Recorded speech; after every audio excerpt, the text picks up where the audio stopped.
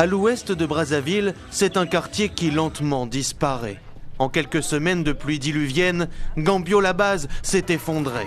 Dans l'avenue principale, le sable charrié par les eaux a tout recouvert, sur 3 voire 4 mètres.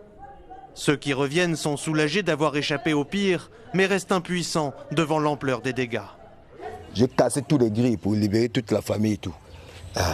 C'était comme ça. Donc moi, si j'étais pas là, toute la famille pouvait mourir. J'ai pas là où je peux partir. Ce qu'on m'a laissé, c'est ça. Bon, si je laisse ça, j'ai pas l'argent pour aller louer, tout, je vais faire comme. Dans ce quartier, aux allures de village abandonné, plusieurs habitants font de la résistance. Et de leur lutte perdue contre les eaux et le sable, jaillit la colère en cette période de fête. Dans l'eau, on va fêter comment? Donc on s'habille là et en sortant dans l'eau. Ça n'a même pas de sens. Bon, ce que moi je veux demander, c'est que l'État doit d'abord arranger la voie et qu'il puisse avoir au moins pitié de la population. Non loin, alors que ces jeunes adolescents du quartier désensablent l'unique station-service pour quelques milliers de francs, d'autres pointent du doigt la société qui mène un chantier de construction plus en amont. C'est l'eau de la pluie qui tombe depuis le quartier Sadelmi, là où les Chinois ont creusé.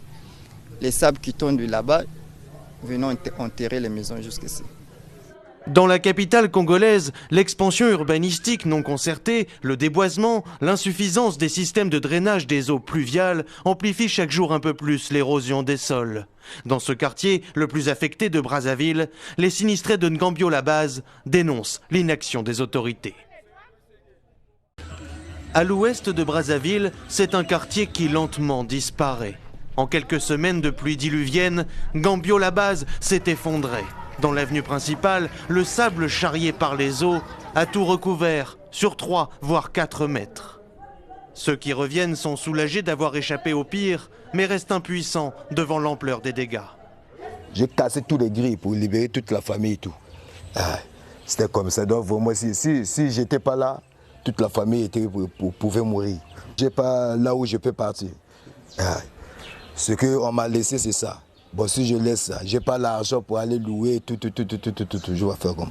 Dans ce quartier, aux allures de village abandonné, plusieurs habitants font de la résistance. Et de leur lutte perdue contre les eaux et le sable, jaillit la colère en cette période de fête. Dans l'eau, on va fêter comment? Donc on s'habille là et en sortant dans l'eau. Ça n'a même pas de sens. Bon, ce que moi je veux demander, c'est que l'État doit d'abord arranger la voie et qu'il puisse avoir au moins pitié de la population.